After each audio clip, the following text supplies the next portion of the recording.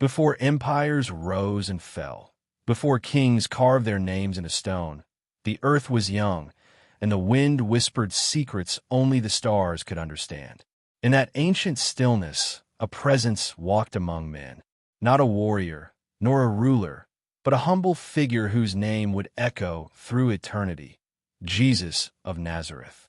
He wore no golden crown, commanded no army, yet his power transcended thrones and time. His crown was of thorns, his path one of pain, but through suffering he carried the light of eternity into the shadows of mortality. Where others built kingdoms of dust, he revealed a realm not of this world. Then came the tomb, cold, sealed, final. Or so it seemed. From the silence of death, a divine fire stirred. And on the third day, the impossible unfolded. The stone was rolled away, and the veil between life and death was torn asunder. This is not just a tale of resurrection. It is the cosmic turning point where heaven touched earth, where love shattered the grip of death, and where every soul was offered a path to rise again. This is the mystery. This is the miracle. This is the resurrection. Chapter 1. The Darkness Before the Dawn. It was a day cloaked in illusion, where the golden rays of the sun betrayed the anguish that loomed beneath them. Jerusalem stirred to life like any other morning. The marketplace rustled with merchants. The scent of bread rose from the hearths of the common folk, and the Roman guard patrolled the streets with mechanical indifference. But beneath this veil of ordinary life, an invisible shroud had fallen over the city, a shadow that reached into the hearts of men, whispering dread, stirring unrest. The cries had already been heard before the morning dew had dried. Accusations hurled like stones, verdicts pronounced with veiled venom. The one they called Jesus, Yeshua of Nazareth, Son of Man, Son of God, Shepherd of souls, had been seized, betrayed by one of his own, dragged through the courts of men as if he were a thief, spat upon, mocked, judged. The same hands he had healed now pointed in condemnation. The same mouths he had fed with loaves and fishes now cried for his blood. The streets echoed with twisted irony. Not long ago, palm branches waved like banners of peace, carpeting the road before him, as the people sang, "Blessed is he who comes in the name of the Lord." Yet now, those same lips snarled, "Crucify him." And crucify him they would. Bound in chains not forged by iron but by fear, he was marched through the winding streets toward the place of the skull, Golgotha, a crown of thorns dug into his brow, as though the mockery of kingship must be etched into his flesh. Each step he took up that hill resounded through time like a heartbeat of eternity. The weight of the cross, a symbol of Roman cruelty, pressed down upon him, but he bore more than mere timber. He carried the weight of creation's sorrow, the lament of centuries, the sins of kings and beggars alike. He carried the cry of the widow, the anguish of the orphan, the guilt of the betrayer, and the silence of God. There, on that wretched hill, flanked by criminals and surrounded by a legion of jeering soldiers, the sky itself seemed to shudder. Clouds gathered like mourning veils, and a wind cold and ancient swept across the land. With hammer and spike, the hands that once touched lepers, lifted children, and calmed the storm were pierced and pinned to wood. Feet that had walked upon water now dripped with blood.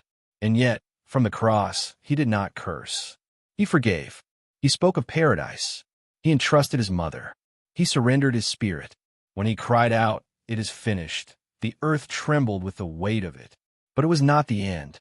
No, it was the moment the seed was planted, the seed of resurrection, buried beneath the soil of death, waiting for dawn. Chapter 2. The Tomb, the Seal, the Silence. Night had fallen, and with it came a silence that reached far beyond the absence of noise. It was a cosmic silence, the hush of creation holding its breath. The body of the Nazarene lay still, wrapped in linen, anointed with burial spices. The tomb, a cave hewn from ancient rock, became his resting place, not by accident, but by divine design. A massive stone, cold and indifferent, was rolled before the entrance, sealing it as if to say, "Here lies the end." Roman soldiers stood guard, spears gleaming in the moonlight, their eyes darting, unease settling like frost upon their brows. Pilate had ordered it so. Let no one steal the body. Let no rumors arise. Let the silence remain. But even as the guard stood, even as the stone sat immovable in its place, something began to stir behind it. Something imperceptible, something sacred. In a realm where light and time dissolve, where angels roam and ancient thrones blaze with fire, the Spirit of the Christ descended, not into death as we know it, but into its very heart. He walked the halls of Sheol. He passed the gates of shadow, where the dead lingered in timeless waiting. Patriarchs and prophets beheld him with awe. David, who sang of a Lord who would not be abandoned to the grave, now gazed upon him with tear-streaked eyes. Abraham rejoiced.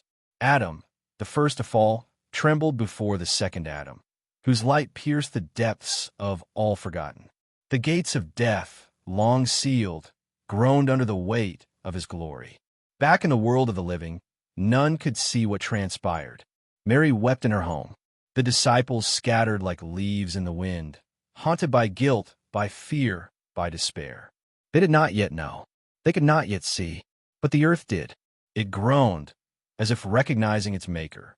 The veil of the temple remained torn, a wound upon the sacred, a mark of access no priest could close. Graves had opened at his death. Thunder still echoed from the storm that came unbidden.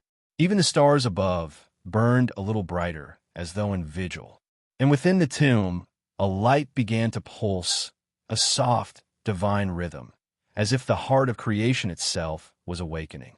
Silence had ruled for 3 days, a silence thick and heavy as stone. But it was not an empty silence.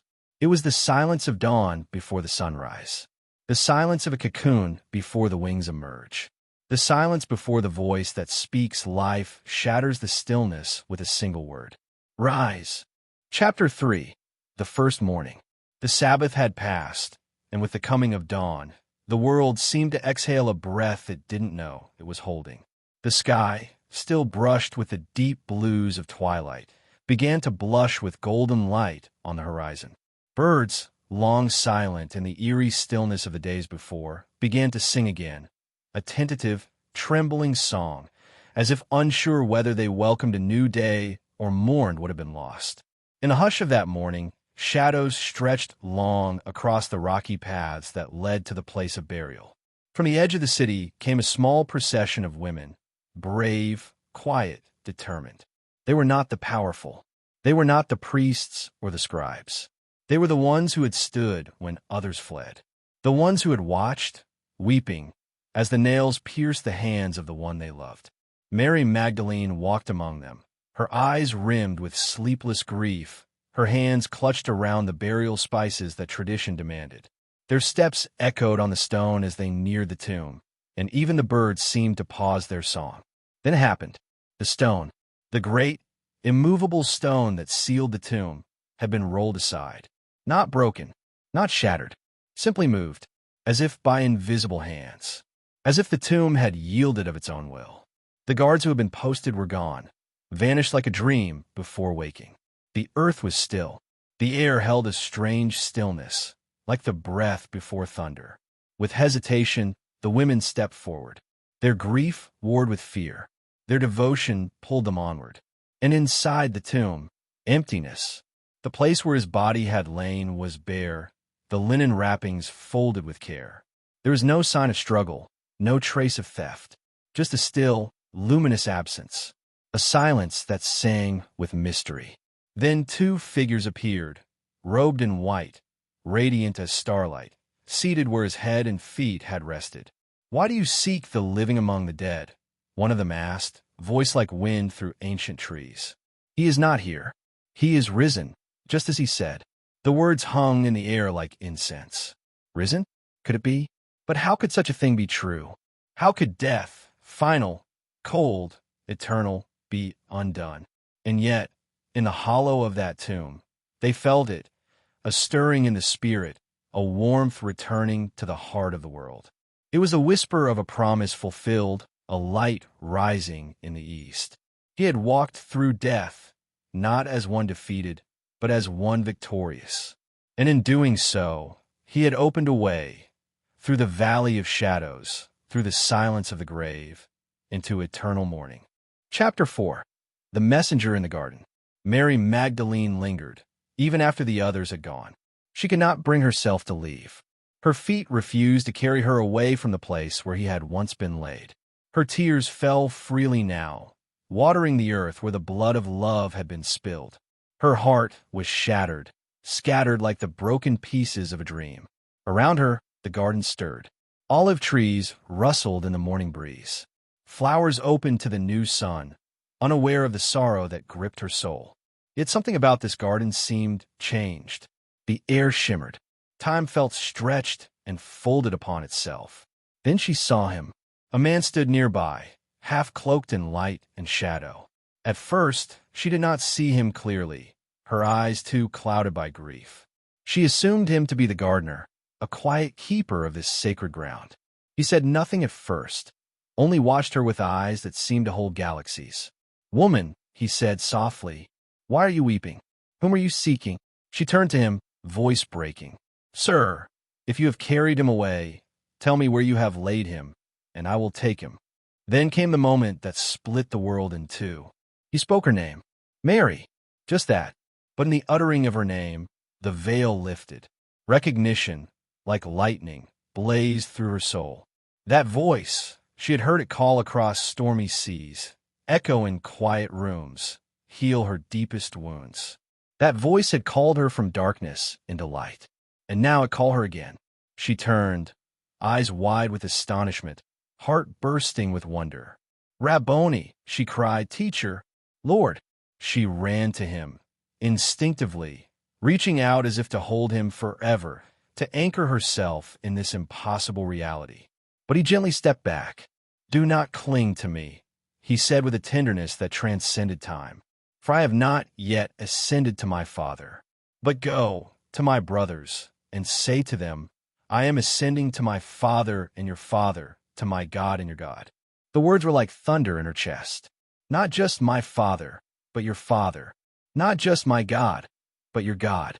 The veil was torn, the distance closed. The impossible had become real. And so Mary ran, feet flying over stones and dust, carrying not just a message, but a revolution. The greatest news ever told, not written on scrolls, but etched into the beating heart of a woman who had seen the Lord. She ran to the disciples, her voice breathless but sure. "I have seen the Lord." And with those words, the world turned. For in that moment, death lost its dominion. Despair gave way to joy. And the first evangelist, the first witness to resurrection, was not a king, not a priest, not a prophet. It was Mary of Magdala in a garden of life, proclaiming that the tomb was empty and the Lord had risen. Chapter 5. The Road to Emmaus. The sun had begun its slow descent behind the hills, casting long golden shadows over the dusty road that led from Jerusalem to the humble village of Emmaus. The sky was streaked with crimson and violet, and the wind whispered through the olive trees, carrying with it the scent of distant fires and blossoming fields. It should have been a beautiful evening, but for Cleopas and his companion, beauty had lost its meaning. Their steps were heavy, their sandals dragging through the dirt. Each carried a burden not of stone or wood, but of questions, terrible, gnawing questions that clawed at the soul. How could it have ended this way? How could the one they believed to be the Messiah, the chosen, the anointed, the promised light of Israel, have been crucified like a common criminal? They spoke in hushed tones, as if the very air might betray them. The city behind them, once a place of pilgrimage and celebration, now felt like a tomb itself, sealed with political deceit, religious betrayal, and the iron grip of Rome. And then, as if born from the twilight itself, a figure joined them. He came not with fanfare or trumpet blast, but with the quiet grace of a traveler accustomed to the road. He asked them, gently, what they were discussing. Their eyes, clouded by sorrow, did not recognize him. Their minds, tangled in loss, could not grasp who walked beside them. Are you the only visitor to Jerusalem who does not know the things that have happened these past days? They asked. What things? He replied, his voice laced with curiosity and something deeper, something eternal. They poured out their hearts. They spoke of Jesus of Nazareth, prophet, miracle worker, teacher of divine mysteries. They spoke of how their leaders had handed him over, how he had been crucified, and how now, even his body was missing. They spoke of the confusion of the women who had seen visions of angels, of an empty tomb, of words too wondrous to believe. And the stranger listened.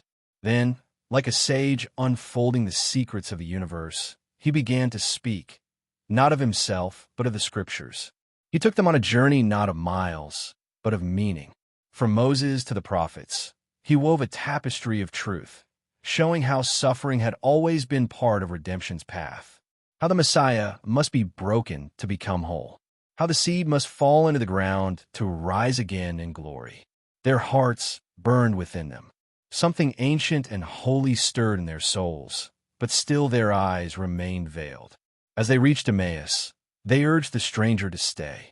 Abide with us, they pleaded, for it is evening and the day is far spent. And so they sat together at the table. Bread was brought forth, rough and warm from the oven, the food of the weary and the faithful. And the stranger took the bread, lifted it to heaven, blessed it, and broke it. And in the breaking they saw, not just with the eyes of flesh, but with the eyes of the Spirit. The veil fell away, and there before them, radiant with life, aglow with divine fire, stood the risen Christ. But as suddenly as he had appeared, he vanished. Yet he left them with something no one could take, certainty. Not theory, not hope, certainty. He had risen. And now, hearts ablaze, they turned back to Jerusalem, not walking, but running, feet pounding the road, breathless with revelation. The light had returned. The story was not over. It had only just begun. Chapter 6, Behind Locked Doors. Night had fallen. Darkness, thick and silent, wrapped itself around the city like a shroud. The moon hung low in the sky, pale and uncertain, as if it too mourned the strangeness of recent days. In an upper room, behind heavy doors bolted with fear, the disciples gathered. They whispered among themselves. They jumped at every sound. The streets outside still echoed with danger, and the name of Jesus was spoken only in hushed tones, part reverence, part terror. The event of the last 3 days had unraveled their understanding of the world. The cross had shattered their dreams. The tomb had silenced their joy. And though rumors swirled, tales of sightings, of angels, of empty burial clothes, their hearts remained shackled by dread. What if it was a trick? A cruel hope? A hallucination brought on by grief? And then, without warning, without the creak of a hinge or the scrape of wood, he was there, in their midst.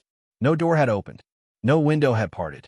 He had not come from outside, but from beyond, from a place where time and space bowed before the glory of eternity. He stood among them, his face radiant with peace, his form both familiar and transformed. Not a ghost, not an apparition, but a presence more real than the walls around them. "Peace be with you," he said. And those 4 words, spoken with the calm power of creation itself, shattered the chains of fear that bound their souls. They stared in disbelief, their minds reeling. Could it be? Could this truly be him? He extended his hands. Wounds still there. He opened his tunic. The mark on his side, unhidden, not as proof of weakness, but as eternal declarations of love. Scars not erased, but glorified. Their gasps gave way to cries. Joy burst forth like spring after a long winter. Some fell to their knees. Others reached for him, weeping. Laughter mixed with sobs. The impossible had been made manifest. "Why are you troubled?" He asked them. "And why do doubts arise in your hearts? Look at my hands and my feet. It is I myself. Touch me and see." And they did. They touched him.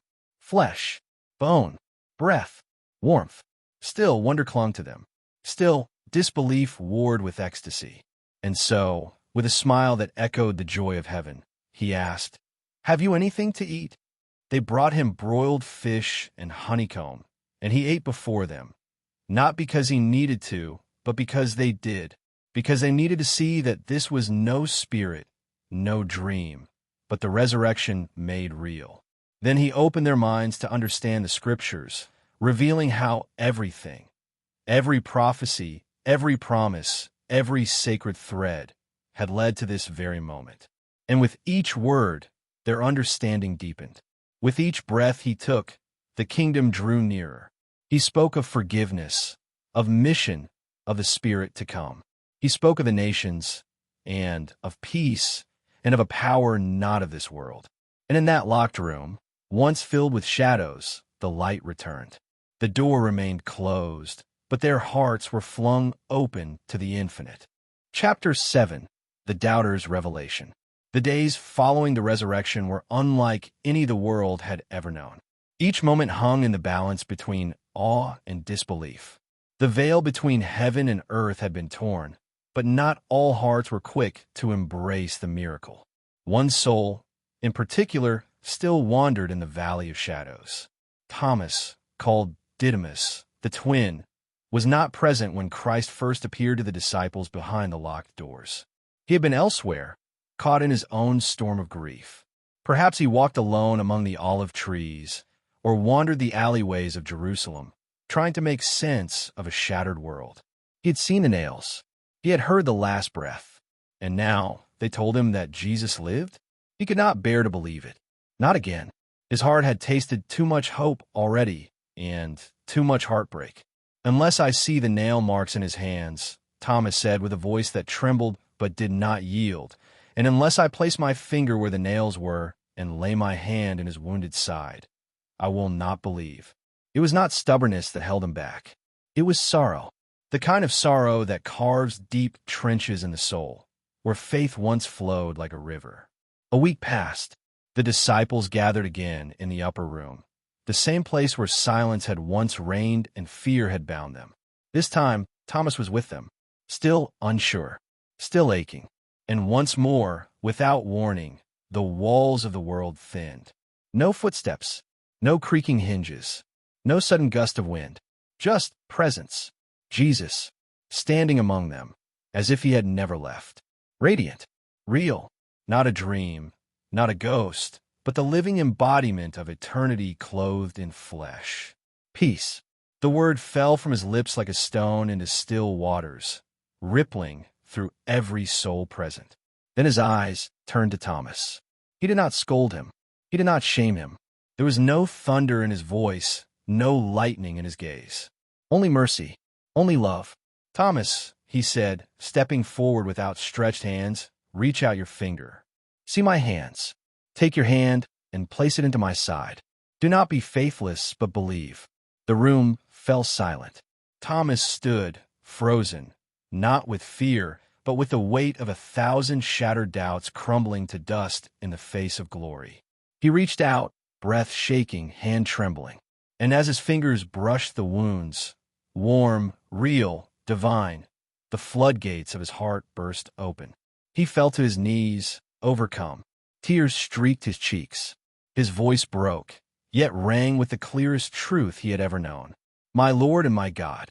In that moment, it was not logic that brought him to belief, but love. Not evidence, but encounter. Not proof, but presence. And Jesus smiled. "You have believed because you have seen me," he said, his gaze lifting beyond the room, across the centuries. "Blessed are those who have not seen, and yet have believed."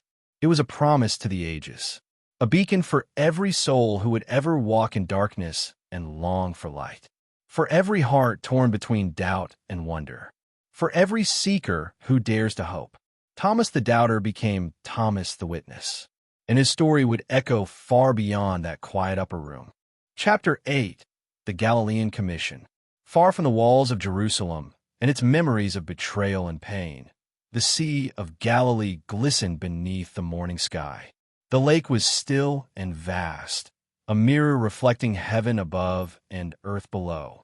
For Peter and the others, it was a return, not just to a place, but to a life once lived.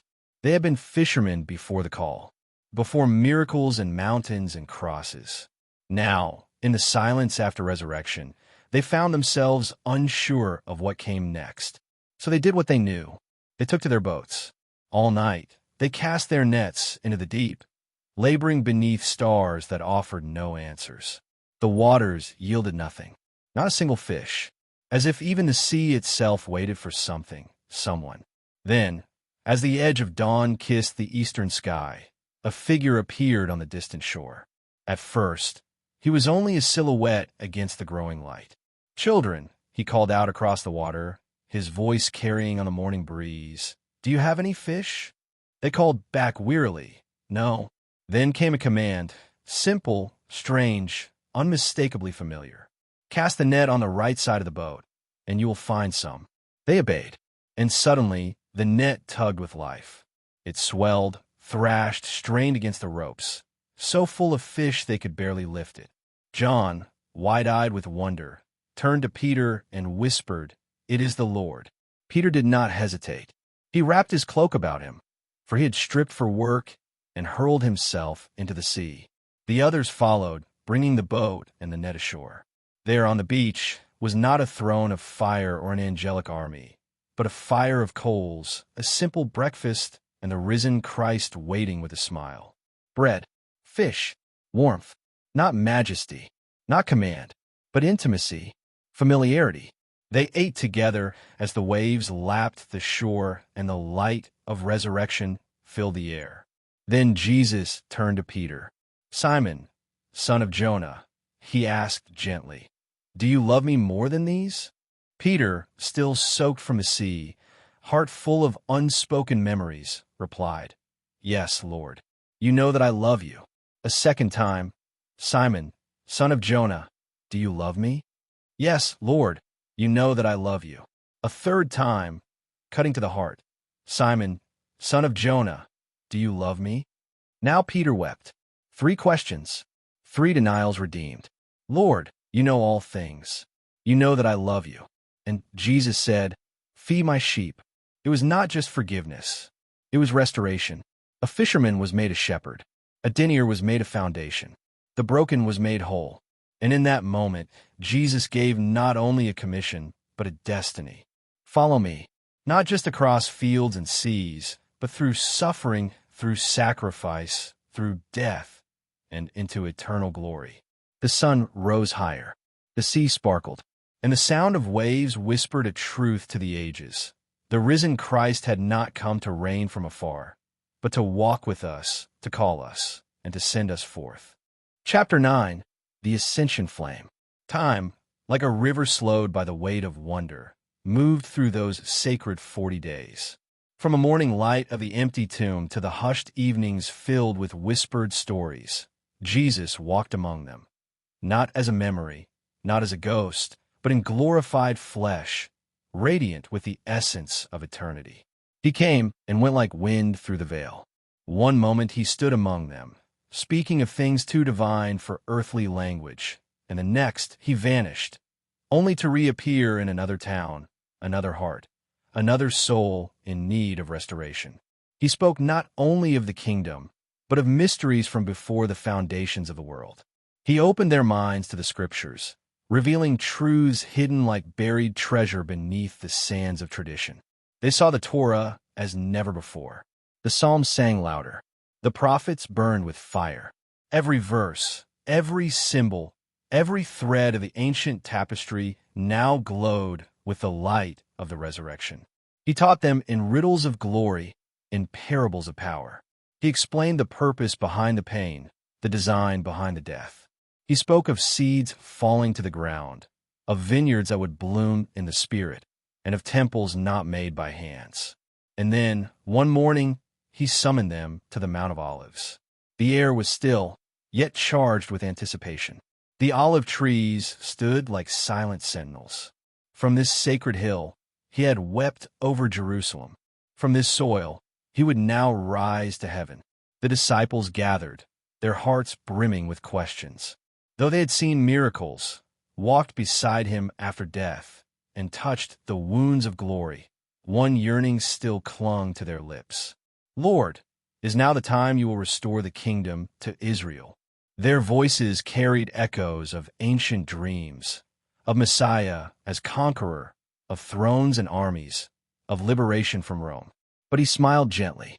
"It is not for you to know the times or the seasons set by the Father," he said, his eyes lifted beyond the horizon of history. Then his voice grew firm, majestic. "But you shall receive power when the Holy Spirit has come upon you.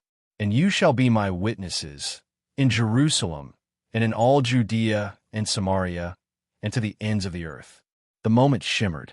Then light, brighter than the sun, purer than lightning, a radiance that wrapped him in glory. The ground trembled as heaven opened its gates. The disciples shielded their eyes as he began to rise, not as a drifting spirit, but as a king ascending his throne. He rose slowly, majestically, his garments shining with divine fire. The air was thick with the scent of the eternal, and above him the clouds parted, not to swallow him, but to embrace him. The sky itself sang. Unseen choirs echoed through the mountaintop, harmonies not made of sound but of spirit. And then he was gone. Only clouds remained, glowing with the afterlight of his presence. The disciples stood frozen in awe, their eyes locked to the heavens, their souls caught in the space between departure and promise. Then from the brilliance, two celestial figures emerged, clothed in white, with faces like stars and eyes like the first morning. They spoke. "Men of Galilee, why do you stand gazing into the sky?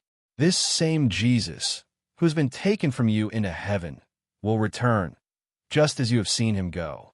The words echoed like a vow etched into the bones of creation. The disciples descended the Mount of Olives with hearts ablaze, not with sorrow, but with wonder. They had seen the gates of heaven open. They had watched eternity kiss the earth. The story had not ended. It had only reached its next beginning. Chapter 10. The Fire of the Spirit. 10 days followed. 10 days that drifted like sacred echoes, filling the silence with prayer and expectancy. The disciples, along with Mary the mother of Jesus and other faithful souls, gathered in the upper room, a place now woven with holy memory. It was there he had broken bread. There he had washed feet. There he had promised the advocate to come. Now they waited. The city below stirred with the noise of Pentecost, Shavuot, the Feast of Weeks. Pilgrims from every nation under heaven had come to Jerusalem. Streets bustled with languages, colors, traditions. But in that upper room, time held its breath. And then it came, not quietly, not gently. It came like a storm from eternity, a sound first distant, then deafening, like a mighty, rushing wind, a roar from beyond the veil of the world. It filled the house, shook the walls, and wrapped the disciples in invisible power. They looked up, and fire descended. Tongues of flame, bright and alive, danced above their heads. But it was not fire that consumed, it was fire that anointed. The Spirit of the living God had arrived, not in symbols, but in power. Not as a dove this time, but as living flame. And in that moment, everything changed. Fear shattered, doubt dissolved, timidity melted into boldness. Their mouths opened and words poured out, not in their own language, but in the tongues of nations they had never known. Parthians, Medes, Elamites, Romans, Egyptians, pilgrims heard their own languages spoken with heavenly fire. "Are these not Galileans?" the crowds cried in astonishment. "How do they speak the wonders of God in our own tongues?" Some mocked. "They are drunk with new wine." But Peter stood, tall and radiant, no longer the fisherman afraid of storms, no longer the denier by the fire. "Men of Israel," he called, voice ringing like a trumpet, "these men are not drunk, as you suppose. This is what was spoken by the prophet Joel. In the last days I will pour out my Spirit on all flesh." He preached the Christ crucified, risen, and glorified. He spoke of prophecy fulfilled, of death conquered, of life eternal. And the crowd, cut to the heart, cried out, "What shall we do?" Peter answered with the voice of the Spirit, "Repent and be baptized, every one of you, in the name of Jesus Christ for the forgiveness of your sins, and you shall receive the gift of the Holy Spirit." That day, 3,000 souls were added to their number. 3,000 hearts ignited. 3,000 flames joined the blaze. And so, the resurrection became more than a moment in time. It became a movement. It spread like wildfire through the streets of Jerusalem, over hills and across rivers, through prisons and palaces, catacombs and cathedrals. It leapt from soul to soul, from generation to generation. The Spirit, the same breath that moved over the waters in Genesis, the same power that raised Christ from the dead, now dwelled within them. They were no longer simply disciples. They were carriers of divine fire. The world would never be the same. Chapter 11. The Road of Flames. The fire of Pentecost did not remain locked within the walls of the upper room. It surged outward, a holy wildfire, unstoppable and pure. With hearts ignited and spirits bound in divine purpose, the disciples stepped beyond Jerusalem's gates, not as fugitives, but as ambassadors of another kingdom, one not forged by swords or crowned by emperors, but by love, sacrifice, and resurrection power. They traveled roads carved by ancient empires and forgotten gods, dusty paths lined with the relics of fallen idols, and temples echoing with chants to false kings. Yet where they walked, those old stones trembled, for they carried within them the living testimony of the one who had conquered death itself. Peter, the once trembling denier, now walked with the weight and wisdom of a lion. In Judea, in Samaria, and beyond, his voice thundered like a river unchained, calling hearts to repentance and minds to awakening. In Rome, beneath the shadow of Caesar's palace, he preached not power but surrender, not conquest but the cross. They threatened him with death, and he smiled, for he had seen life beyond the grave. James, steadfast and rooted, became the cornerstone of the early church in Jerusalem. He stood before crowds of skeptics, his words sharpened by truth, his faith unshaken even as the stones began to fall. When they dragged him to the edge of the temple and cast him down, they did not silence him. They merely planted him in eternity. John, the beloved, traveled among the churches like a shepherd among scattered flocks, pouring love like oil upon the wounds of a bruised world. Where heresies crept and wolves prowled, he reminded them, God is love, and we have seen him with our own eyes. Thomas, the one once called the doubter, crossed into the farthest lands, beyond the empire, across arid deserts, and through whispering jungles. In India, he spoke of the crucified and risen King, performing wonders that turned idolaters into worshippers of the living God. His feet bled, his voice cracked, but the fire within him blazed like a lighthouse in foreign night. Philip, Bartholomew, Andrew, and others, each found themselves cast into nations and kingdoms unknown. They spoke in courts and hovels, to nobles and beggars, their tongues carrying the divine spark. Demons fled before their prayers. The sick rose from their beds. The dead in some places awoke. Miracles were not parlor tricks for the curious. They were signposts pointing beyond the veil, whispers of Eden reborn. They walked unarmed, yet they tore down strongholds. They bore no silver, but carried riches not of this world. They spoke in humble tones, yet their words split history like thunder across a midnight sky. Each step, each sermon, each sacrifice added a new stanza to the song of resurrection. From the riverbanks of Africa to the marble streets of Greece, from the sun-scorched plains of Syria to the frost-bitten hills of Gaul, the message marched forward. He is not here. He is risen. And in their persecution, their imprisonment, their martyrdom, the flame did not die. It spread. Their blood became the ink of a new covenant, their lives a beacon to generations unborn. Every whispered prayer in the catacombs, every bread broken in secret homes, every baptism in a river glinting with starlight echoed the same truth.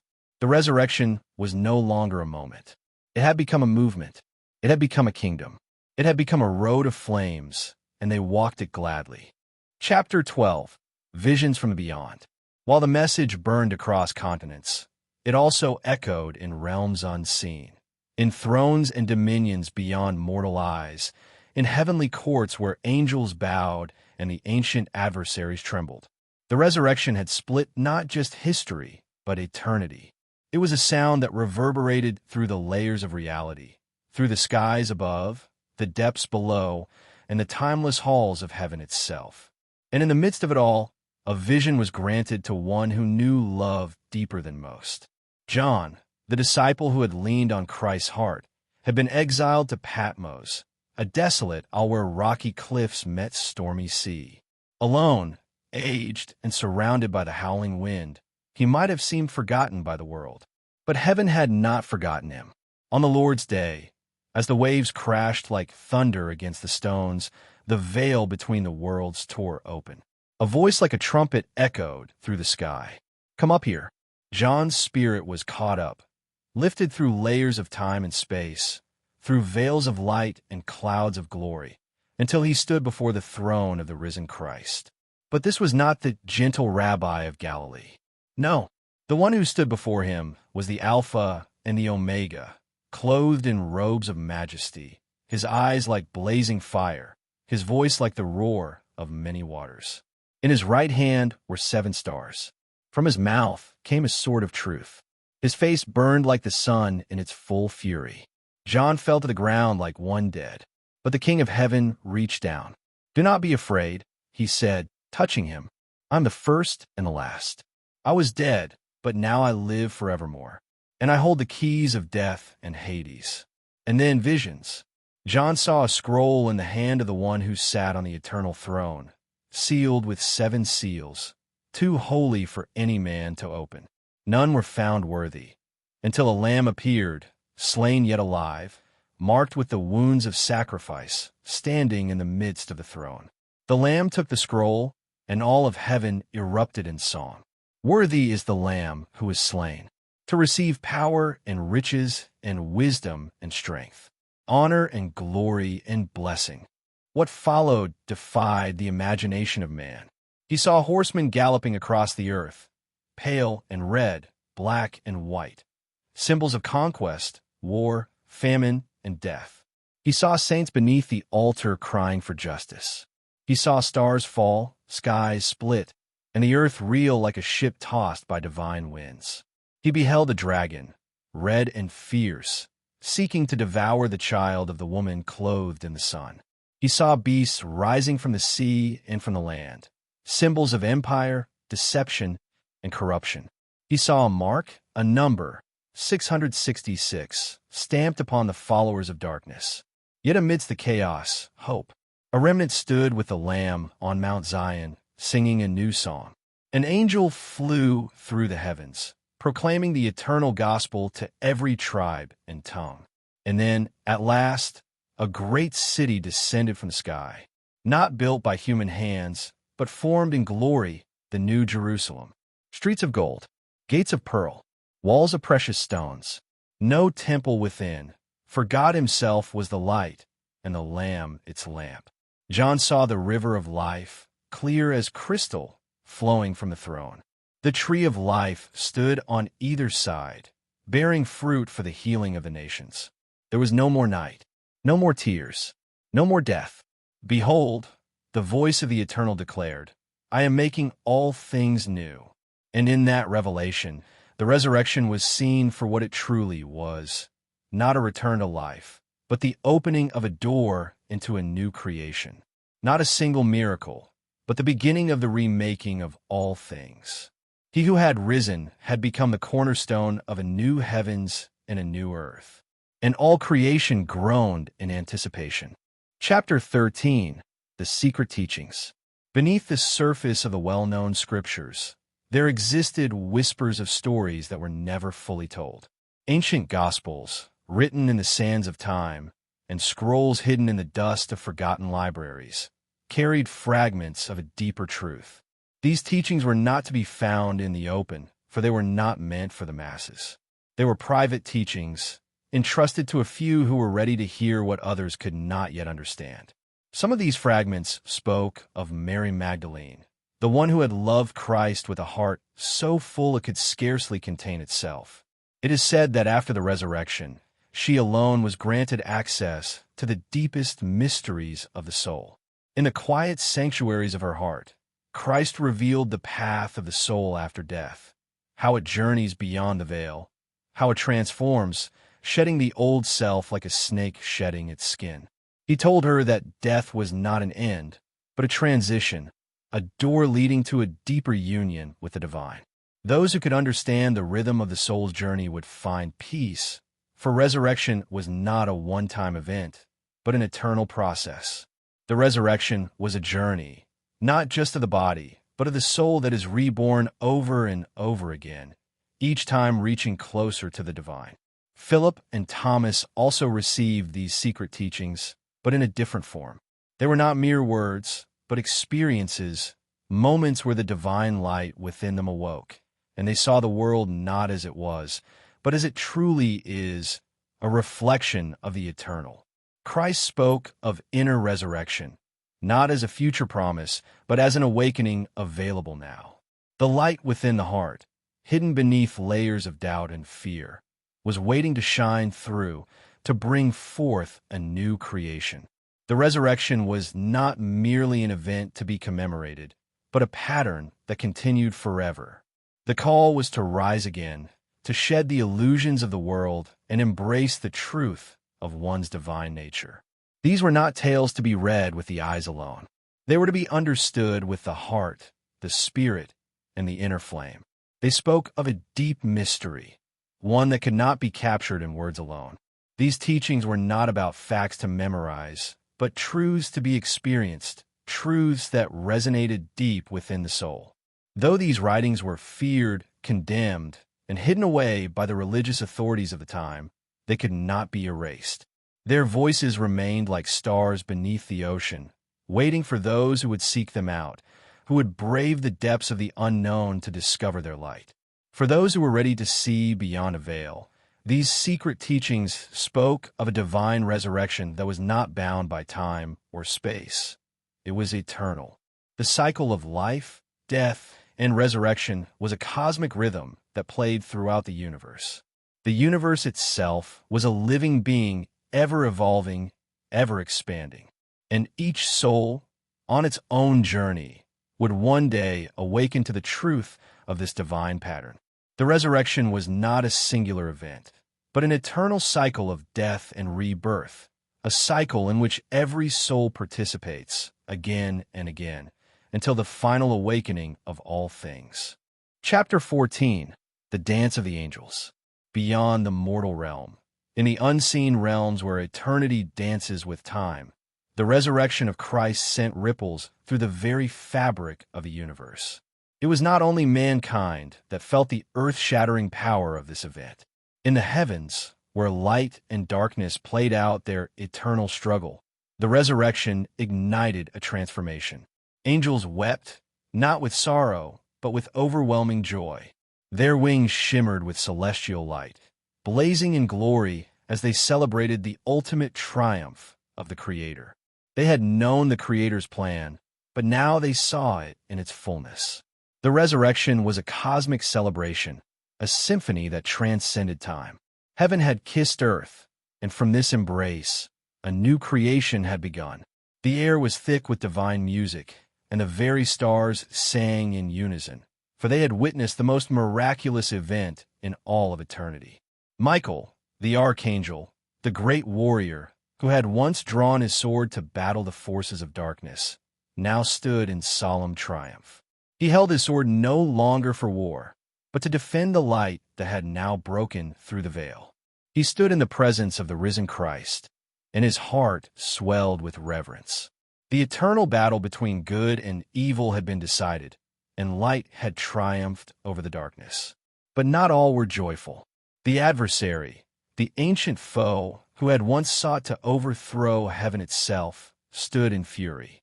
He had been cast down, defeated before, but now, the resurrection of Christ struck a blow more powerful than any before.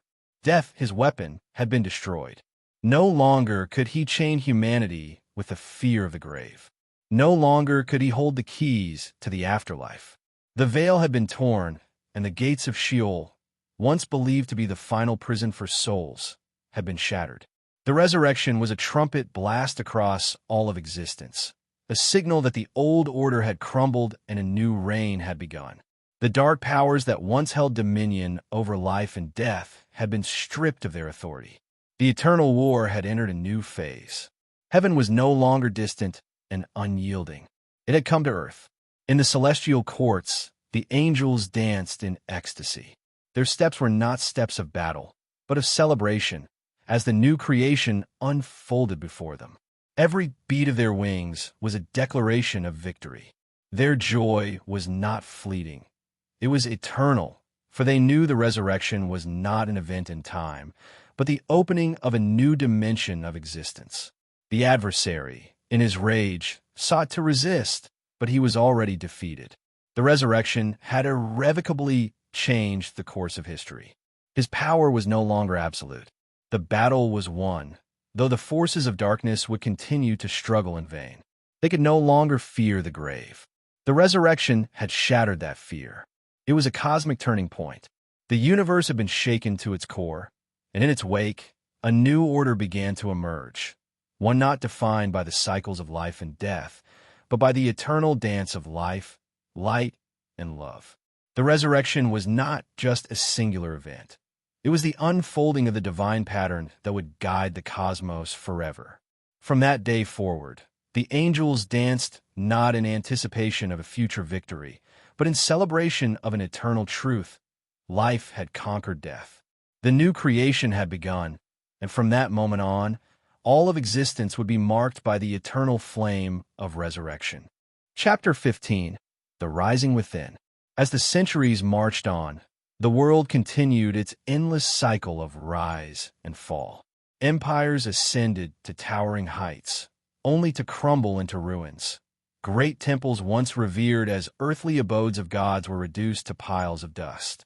Kings were crowned in grand ceremonies, their faces etched in stone, but soon buried beneath the weight of time and forgotten by all but the historians. The names of conquerors, those who had once ruled vast lands, faded into the wind, like whispers lost on the breeze. Their monuments to power and glory were overrun by the unstoppable forces of nature and history, their legacies forgotten or twisted by the passing of time. And yet, amidst this ever-changing world, there was one thing that endured, unwavering and eternal: the resurrection. But it was no longer merely a tale from a distant past, no longer simply a moment captured in time. The resurrection became something far more profound. It was no longer confined to a historical event, but emerged as an eternal presence, permeating every corner of existence. In the shadows of dark cathedrals, where candles flickered like the fading light of the soul, seekers gathered in the quiet sanctuaries of their hearts. They whispered ancient prayers that had passed down through generations, prayers that carried the weight of longing and the flicker of hope. In the stillness, amid the smoke of incense and the soft murmur of devotion, they invoked the resurrection, not just as a remembrance of something that had happened long ago, but as an ever-present reality, a mystery that breathed through their lives, touching their deepest fears, hopes, and longings. Beyond the cold stone walls of those cathedrals, in jungles where the trees grew thick with ancient whispers and deserts where the sands carried the echoes of the past, the resurrection echoed as well. In distant lands, under the blazing sun or the pale moon, believers gathered together, their voices rising in song. They sang of the empty tomb and the hope that flowed from it like a river of life. The resurrection, once confined to a single event in a small corner of the earth, had transcended geography. It became a universal story, a story that lived not in the past, but in the hearts of those who had been touched by its power. It was not just in the grand cathedrals or the distant lands of the East or West where the resurrection was proclaimed. It could be found in places where the world had turned its back, places where human suffering reached its pinnacle, in prisons where men and women were bound by chains of despair. The resurrection came in whispers, as prisoners found the courage to forgive and to love even in the darkest places. In palaces, where those with power and wealth sought meaning in a world full of empty pleasures, the resurrection spoke, calling them to humility, to truth, to self-reflection. In every whisper, in every shout of praise, in the silent prayers of those who could not speak, in the vivid colors of a painting, in the delicate strokes of a poem, the resurrection spoke, its presence eternal, its power ever-present. But the most profound mystery of the resurrection lay not in the events of the past, but in the living reality of its continuing presence in the hearts of humanity. For the resurrection was not only about Christ rising from the grave, it was about humanity rising with him. Every act of forgiveness, no matter how small, was a resurrection, a moment when a soul refused to be bound by the chains of bitterness and instead chose the freedom of grace. Every act of courage, no matter how seemingly insignificant, was a resurrection, a moment when fear was overcome and the light of divine strength broke through. Every step away from despair and into hope, from darkness into light, was a resurrection, a shift in the soul that mirrored the very power of the risen Christ.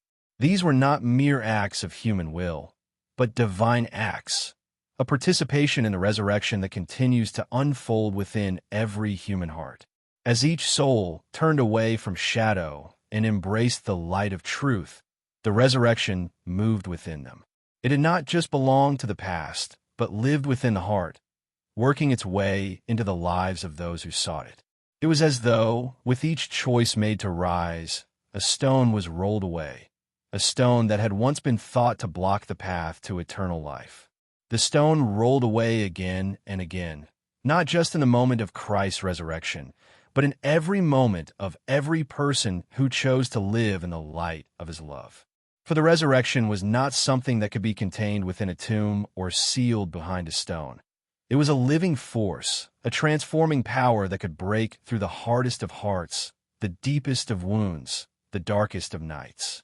The resurrection was in the hearts of those who forgave their enemies, in the hands of those who fed the hungry, in the voices of those who stood up for justice. It was in the silence of those who prayed for peace, in the courage of those who spoke truth to power, in the humble acts of kindness that seemed insignificant to the world but were everything in the eyes of the divine. Each time a soul chose to love, to hope, to rise above the circumstances that sought to bind it, the resurrection happened again, not just as a memory of a past event, but as a living reality that transcended time and space. It was no longer a distant promise, but a daily awakening within every heart that dared to believe. And so, as the world spun on, through wars and peace, through triumphs and tragedies, the resurrection endured.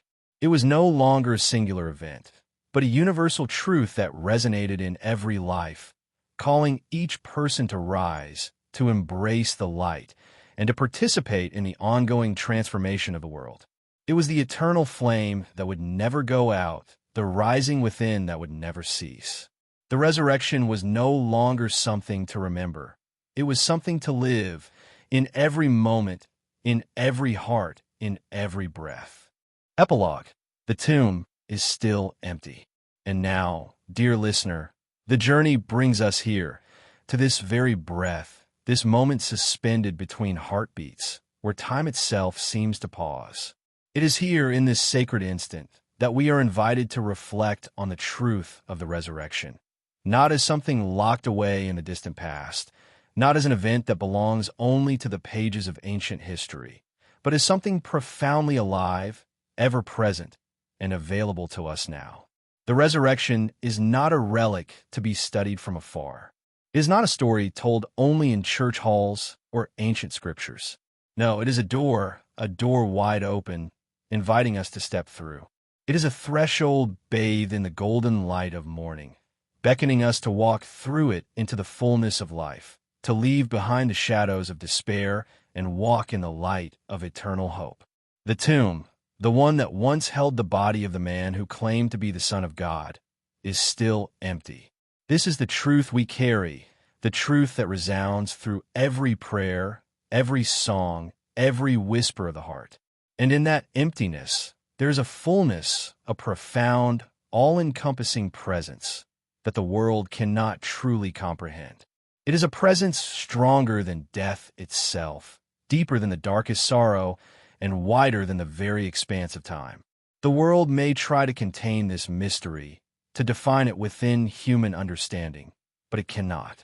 The tomb is empty, and in that emptiness is not loss, but abundant life. Life that transcends the physical world, life that reaches into the deepest corners of our souls and calls us to rise, to awaken to something greater than we have ever known. It is the presence of a power that is not bound by death, not limited by time or space, but is always present, always moving, always alive. The stone was rolled away, and the grave could not hold him. He is not here, they said, those who stood outside the tomb on that early morning, peering in with disbelief. And in that moment, they were right. He is not here. He is not bound by the limitations of the tomb, nor by the confines of earthly expectations. The grave could not hold him, for he is not in the grave. But he is here, in the road beside us, in the journey that we walk each day, step by step. He is in the laughter shared between friends, the quiet moments of prayer and solitude, the glances exchanged with loved ones. He is in the eyes of the stranger, in the hands that reach out to help, in the hearts that are open to receive his love. He is also in the breaking of bread, in every shared meal, in every act of communion, where the simple act of eating together becomes a sacred act of remembrance. For it is in the breaking of bread that we encounter him, in the very substance of life itself. And it is here, in the sharing of this meal, that we are invited to see the resurrection in our midst, not as a past event, but as an ever-present reality that sustains and nourishes us. And he is in the fire of the heart that dares to believe. It is the fire that burns deep within our souls, igniting a passion for life, a passion for justice, a passion for love. It is the fire that calls us to be bold, to speak truth in the face of darkness, to act with compassion in a world that often seems indifferent to suffering. So rise. Rise in hope. Rise in the understanding that the resurrection is not just something that happened long ago, but something that happens every day within us, around us, in every moment. Rise in truth, knowing that the empty tomb is not just a symbol of the past event, but the declaration of the unshakable reality that death is not the end, but the beginning of something far greater. Rise in love, for love is the very essence of the resurrection. It is love that brought him from death to life, and it is love that calls us to rise with him, to become co-creators of a new world. For the story is not finished. It never was. The resurrection was not a conclusion.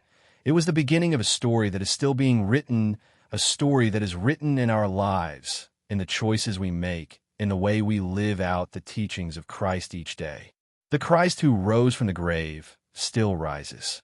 He rises in every act of kindness, in every moment of forgiveness, in every tear that is wiped away, in every soul that dares to believe in his power. And he waits for you, not just in the past, not just in the future, but in the present moment. He waits for you beyond the veil, beyond the fear, beyond the tomb. He is always waiting, always calling, always rising. And as he rises, we rise with him, over and over again, through every challenge, through every sorrow, through every triumph. Always rising, forever alive.